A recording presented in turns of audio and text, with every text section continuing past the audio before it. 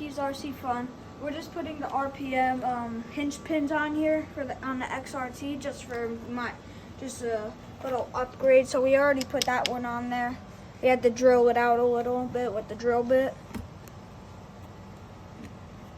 So now we have to drill. So you want to get that one through.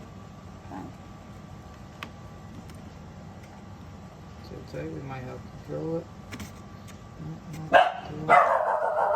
Then we have to drill that side through.